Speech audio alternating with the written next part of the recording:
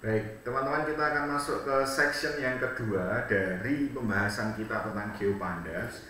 Di section 1 saya sudah membahas bagaimana mengambil data berupa SHP dan juga GeoJSON kemudian disajikan ke dalam bentuk peta. Nah, kali ini kita akan membahas bagaimana jika ada dua layer, ya, dua layer peta, ya. Jadi ada dua peta yang saling ditumpangkan.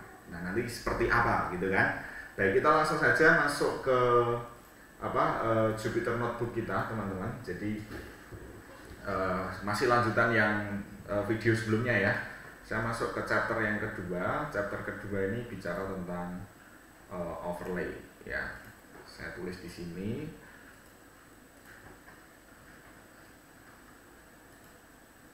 Sini ya.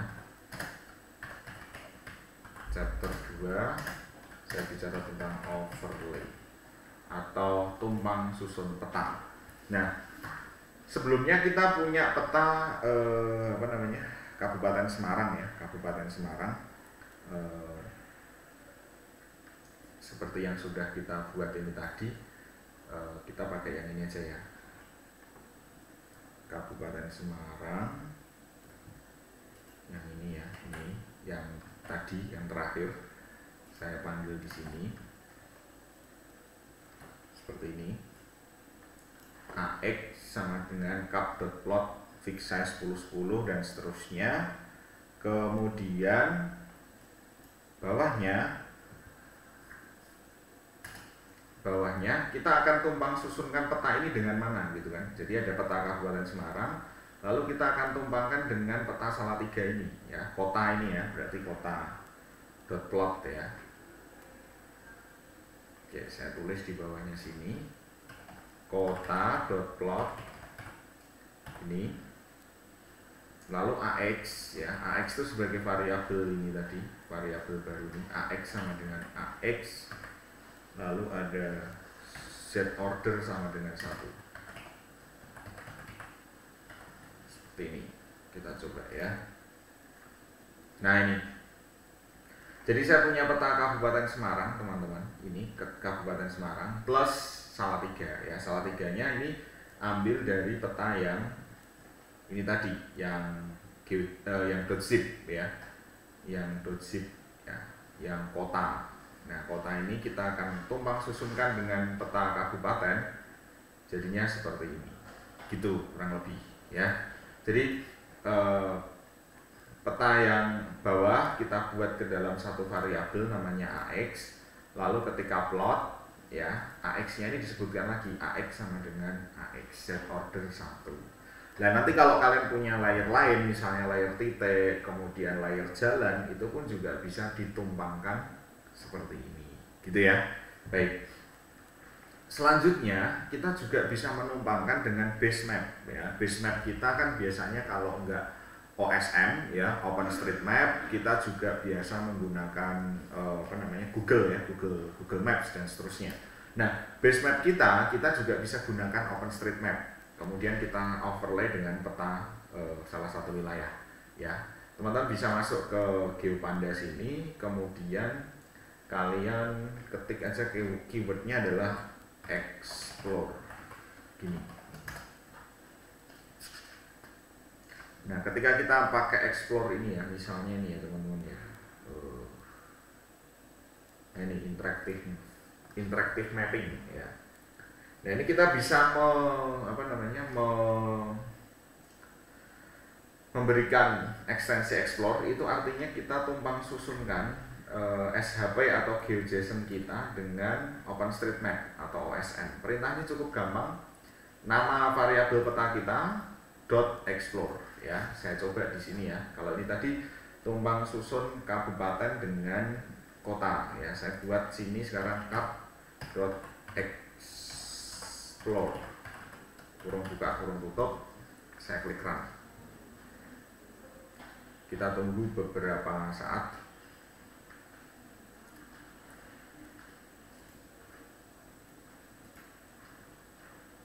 Ya, setelah kita tunggu beberapa saat, kita dapat seperti ini ya, kabupaten.explore. Nah, ini peta Kabupaten Semarang di overlay kan dengan OSM atau OpenStreetMap, sehingga Anda bisa lihat ya peta ini ditumpang susunkan dengan wilayah Kabupaten Semarang.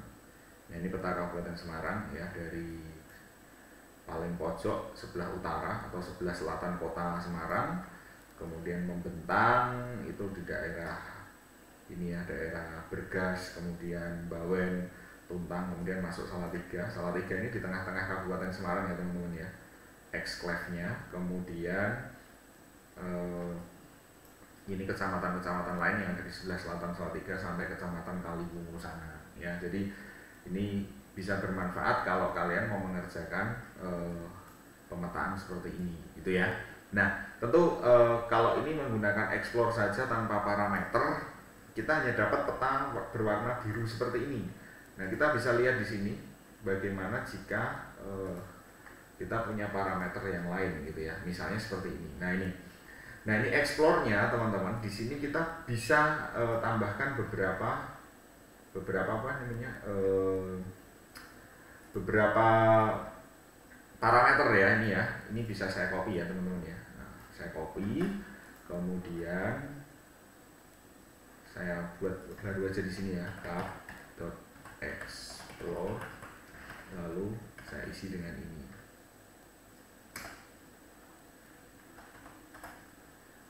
Ini kolomnya yang akan diwarnai tadi apa? Berdasarkan nama kecamatan ya.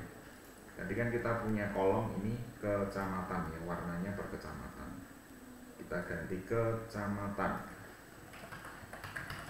Di sini juga kita ganti kecamatan.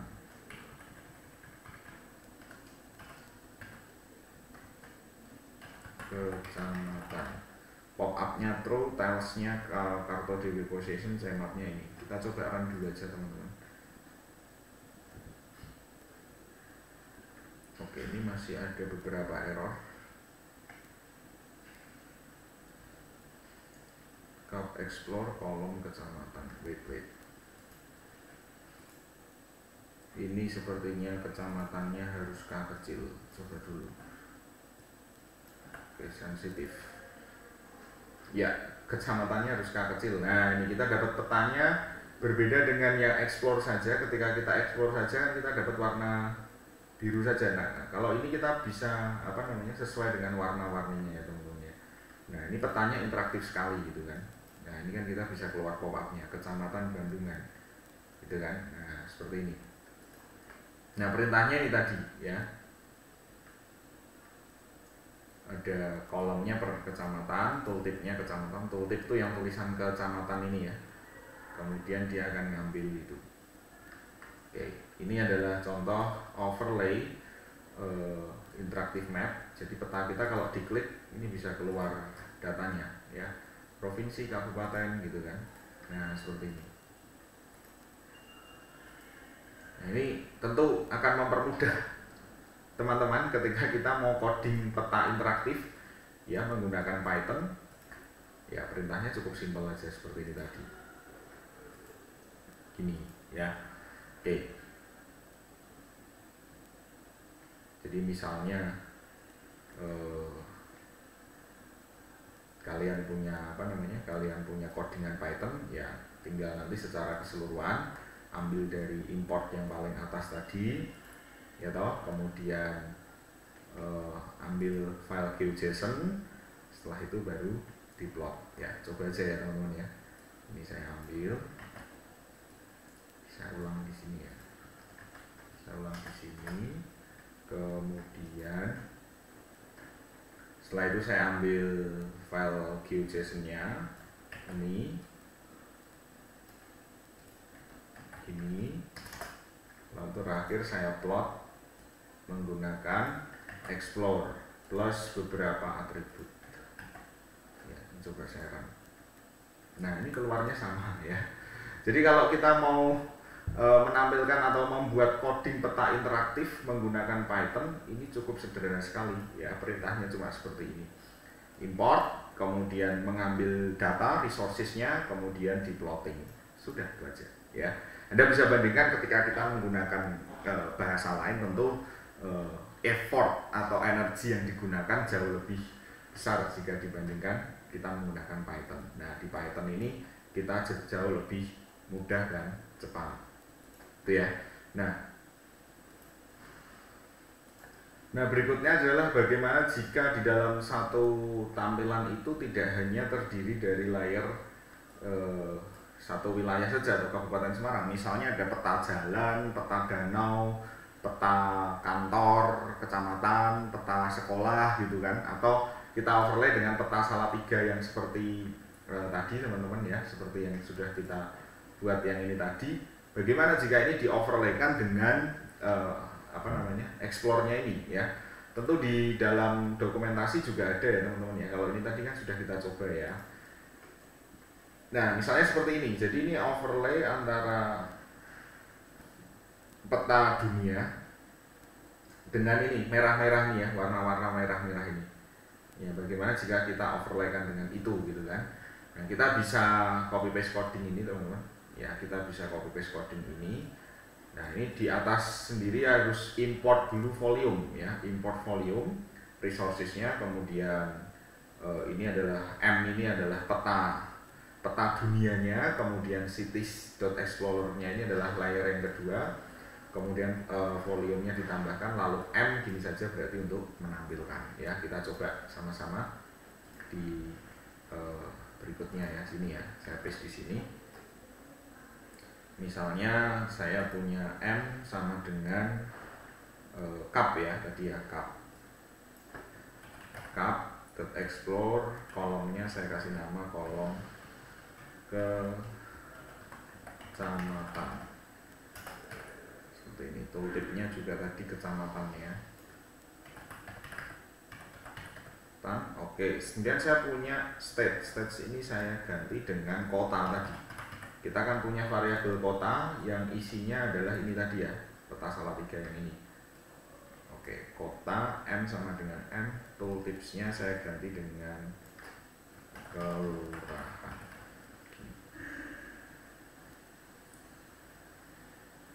Ini juga saya ganti dengan kelurahan. Oke, saya coba run ya teman-teman ya. Nah ini, saya run, keluarlah peta seperti ini ya. Jadi selain peta Kabupaten Semarang, kita juga bisa layarkan peta Salatiga.